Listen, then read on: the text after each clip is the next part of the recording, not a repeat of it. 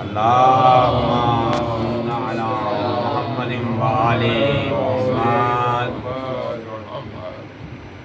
افراد کی قلت سے ہراسانہ ہوا کر 9 لاکھ کو کھا جاتی ہے افراد کی قلت۔ تو صاحب علم و فہم کا مجمع ہے، ڈائریکٹر نبی صاحب تشریف فرما ہے، علامہ ساجد زیدی صاحب تشریف فرما ہے، کاظمی صاحب تشریف فرما ہے، رضوی صاحب تشریف فرما ہے، زیدی صاحب تشریف فرما ہے، اور صاحب علم و فہم کا مجمع ہے۔ اسی حوالے سے تھوڑی سی چند گزارشات اگر اجازت ہو۔ محمد وآل محمد صلوات اللهم صل على محمد وآل محمد۔ اعوذ باللہ من الشیطان الرجیم، بسم اللہ الرحمن الرحیم۔ الحمد للہ الذی ہدانا لہذا وما كنا لنہتدی لولا ان ہدانا اللہ، لقد جاءت رسل ربنا بالحق، والصلاة والسلام علی رسولہ الثقلین، محبوب رب المشرقین ورب المغربین، جد الحسن والحسین ابی القاسم محمد۔ اللهم صل على محمد وآل محمد۔ قد جاءکم من اللہ نور و کتاب مبین، بے شک خدا کی جانب سے نور اور روشن کتاب آپ کی۔ دیکھیں عزیزو، یہ جو آیت مجیدہ نازل ہوا سورہ مائدہ کی 15ویں آیت کو سرنامہ کلام بنایا گیا۔ قد جاءکم من اللہ نور و کتاب مبین، بے شک خدا کی جانب سے تمہارے پاس نور اور روشن کتاب آ گئی۔ وہ نور جس کی وجہ سے تم روشن کتاب کو سمجھ سکو گے، اور وہ روشن کتاب جس کی وجہ سے اس نور کو سمجھ سکو گے۔ دونوں چیزوں کو ایک دوسرے سے لازم و ملزوم قرار دیا گیا۔ نور اس وقت تک سمجھ میں نہ آئے گا جب تک روشن کتاب سے تمسک نہ کرو گے، روشن کتاب اس وقت تک سمجھ میں نہ آئے گی جب تک اس نور سے متمسک نہیں ہوگے۔ اول ما خلق اللہ نوری، سب سے پہلے اللہ نے ان کے نور کو خلق کیا۔ نہ زمین تھی نہ آسمان تھا، نہ ہواؤں کو طغیانی دی گئی تھی، نہ دریاؤں کو روانی دی گئی تھی، نہ پہاڑوں پہ طغیانی تھی، نہ ہواؤں میں روانی تھی، نہ دریا میں پانی بہ رہا تھا، کچھ بھی نہ تھا، ایک لائب بنا رہا تھا اور یہ بے عیب بننے والے تھے۔ تو دیکھیں عزیزو، ہمیشہ چیزیں جو ہیں سامنے والی چیز کا عکس لیا کرتی ہیں۔ نہ زمین تھا نہ آسمان تھی، کچھ بھی نہیں تھا، تو کس کا عکس لیا ہوگا؟ اگر کوئی عکس لیتے ہوئے اتنی بلندی پر پہنچ جائے کہ اس کی آنکھیں عین اللہ کہلائیں، اس کے کان اذن اللہ کہلائیں، اس کی زبان ید اللہ زبان لسان اللہ کہلائے، اور ہاتھ ید اللہ کہلائیں، اور مکمل چہرہ اس کا وجہ اللہ کہلائے، تو اس پہ اعتراض کیا ہے؟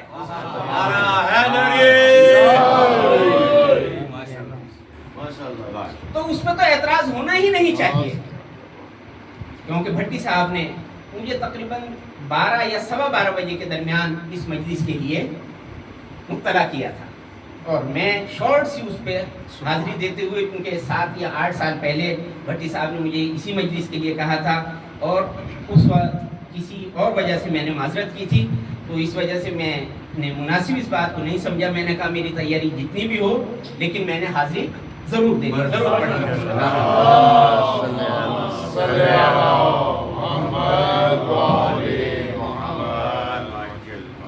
قد جاءکم من اللہ نور و کتاب مبین، بے شک خدا کی جانب سے نور اور روشن کتاب آ گئی۔ ارے اس نور کا کوئی مقصد ہوگا، اس روشن کتاب کا کوئی مقصد ہوگا۔ علامہ صاحب بیٹھے ہیں، علامہ ساجد زیدی صاحب بیٹھے ہیں، کراچی سے تشریف لائے۔ اس نور کا کوئی مقصد ہوگا، اس روشن کتاب کا کوئی مقصد ہوگا۔ ان دونوں کا مقصد ہے کیا؟ جناب آدم علیہ السلام نبی اللہ ہیں نا، پہلے ہاتھی ہیں۔ دنیا پر ابھی تک کوئی انسان آیا نہیں تھا، لیکن اس خدا نے ہدایت بشریت کا انتظام کیا تھا. ابھی کوئی انسان نہیں آیا تھا, روئے زمین پر کوئی انسان آیا نہیں تھا, لیکن اللہ تعالیٰ نے روئے زمین کو ہدایت کے لیے اتنا اہم سمجھا کہ ہادی کو پہلے بھیجا. تو اسی لیے قرآن میں آیا اِنَّ عَلَيْنَا لَلْهُدَى وَإِنَّ لَنَا لَلْآخِرَةِ الْأُولَى, بے شک ہدایت کی ذمہ داری ہمارے اوپر ہے اور دنیا و آخرت کا اختیار ہمارے ہاتھوں میں ہے. درود پڑھیں محمد صلی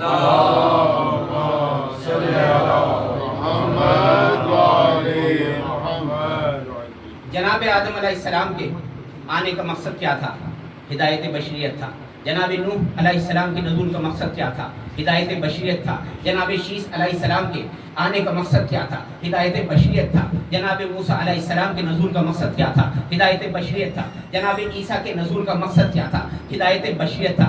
آسمانی صحیفے نازل کیے گئے, کیوں نازل کیے گئے؟ ہدایت بشریت کے لیے نازل کیے گئے. تورات کیوں نازل کی گئی؟ ہدایت بشریت کے لیے کی گئی. زبور کیوں نازل کی گئی؟ ہدایت بشریت کے لیے کی گئی. انجیل کیوں نازل کی گئی؟ ہدایت بشریت کے لیے کی گئی. اور قرآن مجید جو مکمل ضابطۂ حیات ہے, اس کا نزول کیوں کیا گیا؟ اس کا نزول بھی ہدایت بشریت کے لیے کیا گیا.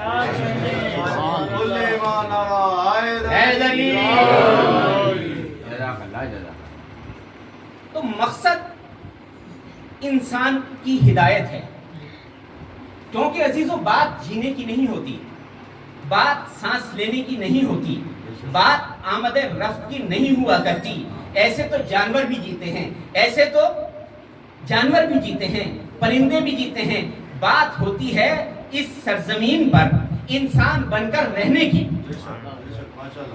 انسان نے ہواؤں میں پرندوں کے طریقے سے اڑنا تو سیکھ لیا ہے, دریاؤں میں مچھلیوں کے طریقے سے تیرنا تو سیکھ لیا ہے, لیکن انسان نے اس زمین پر انسان بن کر رہنا نہیں سیکھا. کیوں نہیں سیکھا؟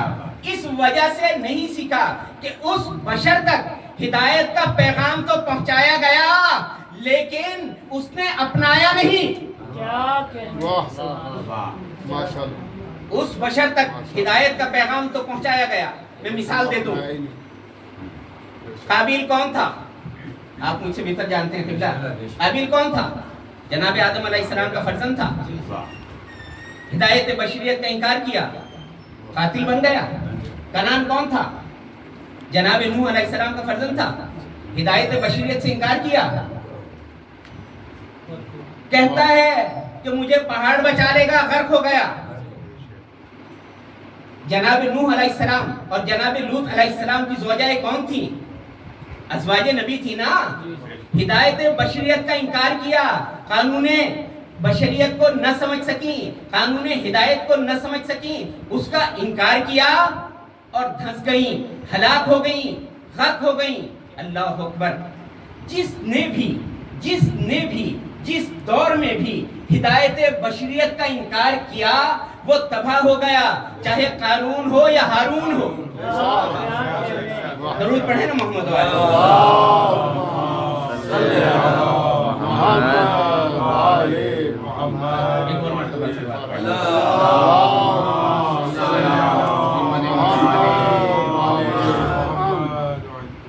تو مکمل ضابطۂ حیات ہے. قرآن مکمل ضابطۂ حیات ہے. اگر قرآن کی بسم اللہ الرحمن الرحیم سے لے کر والناس تک, والناس کے آخری سین تک اگر کسی ایک نقطے کا بھی انسان انکار کرتا ہے تو وہ منکر ہو جاتا ہے. اسی طریقے سے سلسلہ ہدایت جناب آدم علیہ السلام سے لے کر جناب مہدی و آخر الزمان علیہ السلام تک اگر کسی کا بھی انکار کرتا ہے تو کافر ہو جاتا ہے.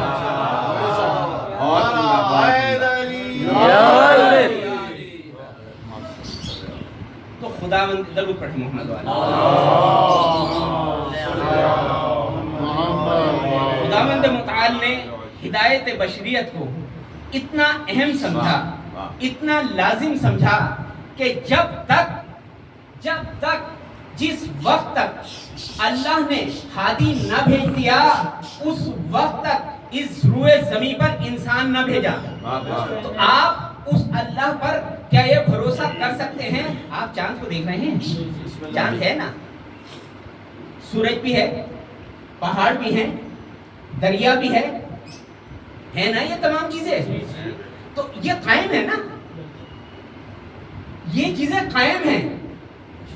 ارے جو اللہ ان چیزوں کو قائم رکھ رہا ہے تو وہ اللہ بغیر ہادی کے پہلے انسان کو برداشت نہیں کرتا، تو وہ اس دنیا کے آخری انسان کو بغیر ہادی کے برداشت کرے گا کیا؟ اے منکر و نسیم، اے منکر و نسیم، آیا بھی نہا بھی ہے، آیا بھی نہا بھی ہے۔ حجت کی ایک جیم، جیم پہ تشدید ہوتی ہے، حجت کی ایک جیم، آیا بھی نہا بھی ہے۔ خود خالق کریم، خود خالق کریم، آیا بھی نہا بھی ہے۔ ارے کہتے ہو آج قائم علی ابا نہیں، ارے کیا اعتبار کل کو جو کہہ دو خدا نہیں۔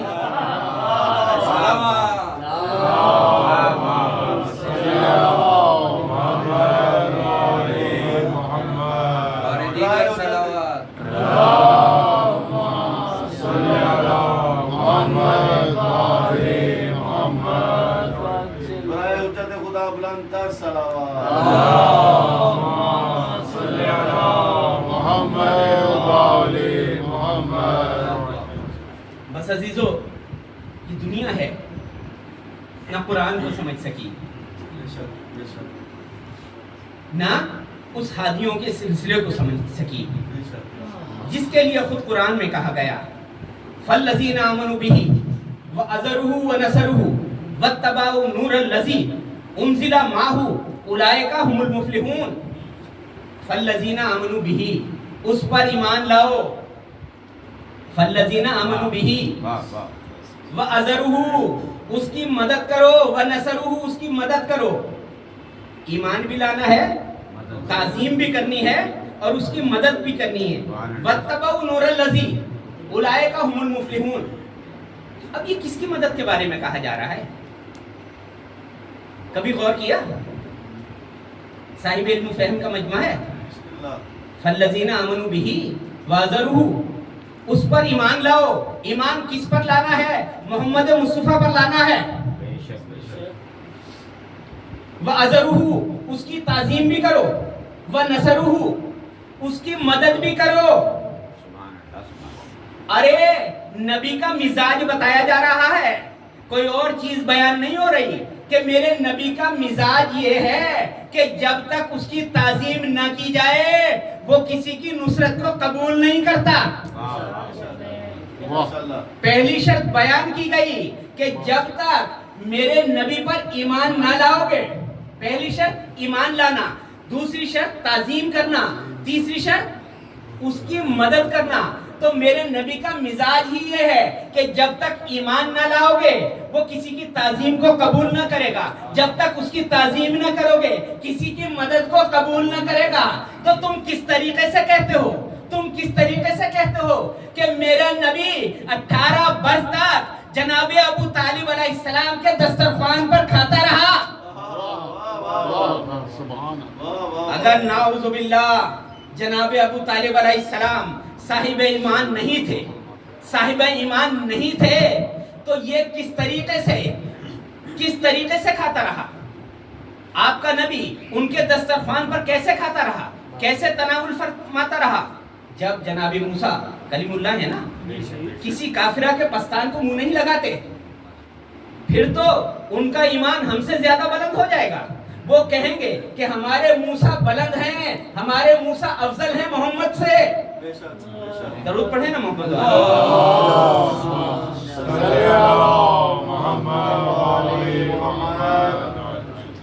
جو بشر صاحب ایمان نہیں ہو سکتا، متوجہ ہے میری طرف، جو بشر صاحب ایمان نہیں ہو سکتا وہ محمد کا نکاح خوان نہیں ہو سکتا۔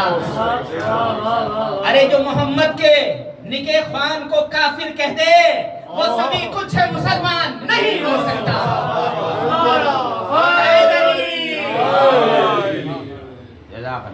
جو محمد کے نکاح خوان کو کافر کہہ دے وہ سبھی کچھ ہے، مسلمان نہیں ہو سکتا۔ برائے جناب ابو طالب علیہ السلام بلند تر صلوات۔ اللہم صلی علی محمد و آل محمد۔ ایک شخص نے میرے اور آپ کے مولا امیر المومنین علیہ السلام سے سوال کیا، اللہم صلی علی محمد و آل محمد۔ سوال کیا کہ یا امام، آپ کے والد، آپ کے جد ابو طالب نعوذ باللہ میں نے سنا ہے صاحب ایمان نہیں تھے، تو میرے اور آپ کے مولا جلال میں آ گئے، جلال میں آ کر فرماتے ہیں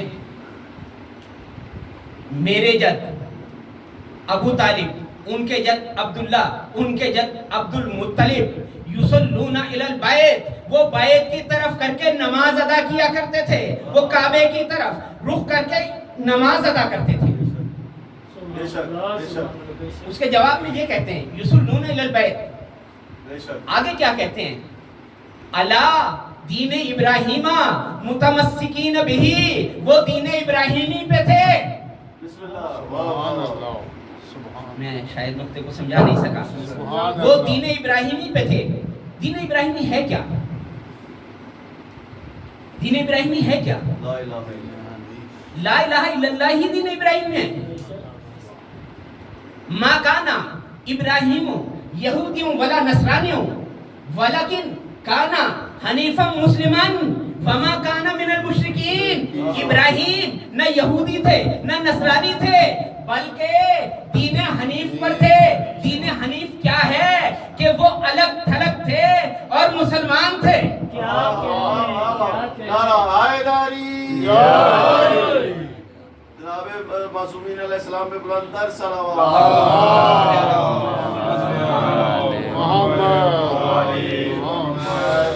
وہ متمسکین بہی، وہ اس سے متمسک تھے، دین ابراہیم سے متمسک تھے، جس طریقے سے اللہ رب العزت نے جناب عبد المطلب کے ایمان کو منوایا تھا نا۔ آپ کو یاد ہے نا کہ ابراہہ کا لشکر جب کعبے پر حملہ کرنے کے لیے آیا تھا تو جناب عبد المطلب علیہ السلام اس ابراہہ کے پاس گئے تھے۔ ابراہہ یہ سمجھا کہ یہ کہیں گے کہ کعبے پہ حملہ کیوں کیا، لیکن انہوں نے کعبے کا سوال نہ کیا۔ انہوں نے کیا کہا تھا؟ انہوں نے یہ کہا تھا کہ میرے اونٹ تمہارے لوگ لائے ہیں، انہیں واپس کر دو۔ میرے اونٹ لائے ہیں تمہارے لوگ، انہیں واپس کر دو۔ کیوں کہا تھا؟ جب ان سے پوچھا گیا نا کہ تم نے کعبے کا سوال نہ کیا، کہتے ہیں کہ کعبے کا جو مالک ہے وہ کعبے کو بچائے گا۔ نعرہ تکبیر، اونٹ میرے ہیں۔ نعرہ رسالت، یا نعرہ حیدری، یا بر محمد و آل محمد بلند تر صلوات۔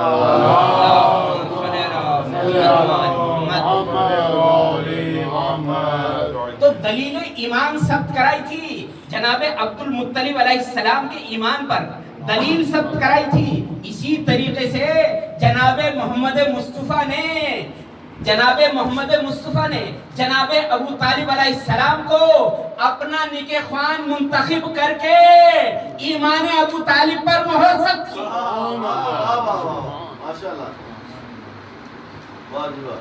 بس عزیزو، یریدون لیطفئوا نور اللہ بافواہہم واللہ متم ولو کرہ الکافرون، واللہ متم نورہ ولو کرہ الکافرون۔ کافر تو یہ چاہتے ہیں کہ اس نور کو پھونکوں سے بجھا دیں، لیکن اللہ اس نور کو مکمل کر کے رہے گا۔ بس عزیزو، میں زیادہ وقت نہیں لوں گا، چند جملے مصائب کے۔ کیوں دشمنی ہے تجھ کو علی و حسین سے، ارے فرصت ملے تو پوچھ کبھی والدین سے۔ عزیزو، دوستو، آپ کو معلوم ہے کہ جب بی بی پاک وضو کیا کرتی تھی نا، اور انہیں ایک مرتبہ بی بی پاک وضو کر رہی ہیں، وضو انجام دے رہی ہیں، آپ کا چہرہ متغیر ہو گیا۔ جب بی بی پاک کا چہرہ متغیر ہوا، رسول عربی کی آمد ہوئی، بیعت ہوئی۔ جب رسول عربی داخل ہوئے کہتے ہیں بیٹی فاطمہ تمہارا چہرہ متغیر کیوں ہے؟ تو بی بی کہتی ہیں بابا جب میں وضو کے لیے پانی ہاتھ میں لیتی ہوں نا تو میرے شکم سے آواز آتی ہے انا سحقان، انا عطشان، انا عریا، اماں میں پیاسا ہوں، انا سحقان، اماں میری ہڈیاں ٹوٹ گئیں، انا عریا میرا جسم لباس سے محروم ہے۔ معلوم ہے تو رسول عربی نے کیا فرمایا؟ رسول عربی نے فرمایا کہ اے فاطمہ نہ تم رو نہ مجھے رلاؤ۔ کہتی ہیں بابا کیا وجہ ہے؟ کہا بیٹا یہ تمہارا بچہ 3 دن کا بھوکا پیاسا کربلا کے میدان میں شہید کیا جائے گا۔ بیٹا تمہارا یہ بچہ بے گورو کفن کربلا کے میدان میں 3 دن تک دفن نہ کیا جائے گا۔ بابا آپ نہ ہوں گے؟ رسول عربی کہتے ہیں بیٹی میں نہ ہوں گا۔ کہا بابا علی نہ ہوں گے؟ کہا علی بھی نہ ہوں گے۔ فاطمہ کہتی ہیں بابا میں ابا کے دامن کو سر پہ ڈالوں گی اور جا کر کہوں گی میرے بچے نے تمہارا کیا بگاڑا ہے؟ اللہ اکبر، میرے بچے نے تمہارا کیا بگاڑا ہے؟ کہا فاطمہ تم بھی نہ ہوں گی، حسن بھی نہ ہوں گے۔ ارے بابا اتنا تو بتا دیجئے میرے بچے پر گریہ کون کرے گا؟ رسول عربی کہتے ہیں فاطمہ اللہ ایک قوم کو پیدا کرے گا جس کے جوان اس کے جوانوں کا ماتم کریں گے، جس کے بچے اس کے بچوں پر روئیں گے اور بوڑھے مجھ حسین پر روئیں گے، حسین مظلوم پر بوڑھے روئیں گے، جوان روئیں گے، تمام افراد گریہ کریں گے۔ اچھا بابا تو پھر آپ انہیں کیا دیں گے؟ کہا بیٹی میں ان کی شفاعت کروں گا۔ بیٹی نے بھی یہی کہا کہ بابا میں جنت کی وارث ہوں، مالکہ جنت ہوں، اس وقت تک جنت میں داخل نہ ہوں گی جب تک میرا ایک ایک شیعہ داخل نہ ہو جائے گا۔ اللہ اکبر۔ عزادارو وہ وقت آیا جب سیاہ آنکھیاں چلنے لگیں اور صدائیں بلند ہوئیں قد قتل الحسین بکرب و بلا، قد ذبح الحسین بکرب و بلا۔ معلوم ہے آپ جان سکو گے صاحب شریعت امام علی بن الحسین علیہ السلام سے کون سا مسئلہ سب سے پہلا پوچھا گیا؟ بیویوں نے جب خیموں کو تاراج کیا گیا نا، خیموں کو آگ لگا دی گئی، بیویوں نے پہلا مسئلہ میرے اور آپ کے امام سے دریافت کیا کہ سید سجاد یہ بتا دو ہم خیموں میں جل جائیں یا ہماری ردائیں چھین لی گئیں یا اسی حالت میں باہر نکل جائیں؟ تو سید سجاد کہتے ہیں پھوپھی اماں جان کا بچانا افضل ہے۔ بس عزیزو جناب زینب عالیہ نے بچوں کو اکٹھا کرنا شروع کیا تو 2 بچے نہیں ملے، ایک حسین کے سینے پر سونے والی سکینہ نہیں ملی اور دوسرے بچے نہیں ملے۔ اب یہ بیویاں نکلی ہیں، جناب رباب نکلی ہیں، جناب زینب عالیہ نکلی ہیں، بہن ام کلثوم نکلی ہیں بچوں کو تلاش کرنے کے لیے. ایک جگہ پر یہ بیویاں پہنچی، ایک لاش بریدہ سے جناب سکینہ لپٹی ہوئی تھی. جناب زینب نے انہیں ہلایا، پوچھا سکینہ تم نے لاشے کو کیسے پہچانا؟ سکینہ کہتی ہیں میں بابا بابا کر رہی تھی، لاش بریدہ سے آواز آئی الیہ الیہ سکینہ ادھر آ جاؤ. اللہ اکبر. بس عزیزو آپ نے بہت گریہ کیا، بہت گریہ کیا. دو بچوں کو جب اٹھا کر دیکھا گیا تو ان کے لاشیں گھوڑوں کی سموں سے پامال ہو چکے تھے. اللہ اکبر. بس عزیزو 11 محرم آئی، لوٹو تبرکات، علی و بطول کے قیدی بنا کے لے چلو آل رسول کو. اللہ اکبر، اللہ اکبر. ارے زینب کے بازوؤں میں رسن دیکھنے چلیں، اما لہو لہان چمن دیکھنے چلیں، زینب کے بازوؤں میں رسن دیکھنے چلیں. اللہ اکبر. وہ سید ذاتیاں زینب و کلثوم جنہیں سورج بھی دیکھتا تھا تو پردے میں چلا جاتا تھا، سورج بھی دیکھتا تھا تو پردے میں چلا جاتا تھا، آج ہاتھ ان کے ریشمہ میں باندھے گئے. سید سجاد کے گلے میں خاردار توق پہنایا گیا، ہاتھوں میں ہتھکڑیاں پہنائی گئی. سید سجاد مولا کے، سید سجاد مولا کے ہاتھوں میں ہتھکڑیاں ہیں، پاؤں میں بیڑیاں پہنائی گئیں. تو اس کے بعد کیا ہوا؟ اس کے بعد کیا ہوا؟ یہ قافلہ کبھی کوفہ جاتا ہے، کبھی شام جاتا ہے. جب یہ قافلہ کوفہ جاتا ہے، شام جاتا ہے، زندان میں جاتا ہے یہ قافلہ عزیزو. ایک بچی ہے جو زندان شام میں بار بار بابا بابا کہہ کے رو رہی ہے. ارے یزید نے پوچھا یہ کون سی بچی ہے یہ جو بار بار بابا بابا کہہ رہی ہے؟ اللہ اکبر. پوچھوایا گیا تو حسین کی لاڈلی تھی. یزید نے کہا حسین کا سر اقدس بھیج دو، وہ بچی خاموش ہو جائے گی، چپ ہو جائے گی. ہاں عزیزو حسین کا سر اقدس آیا. سکینہ نے چہرے کے بوسے دیے اور بابا بابا کہتی ہوئی اس سر سے لپٹ گئی. ادھر سے سید سجاد بڑھے.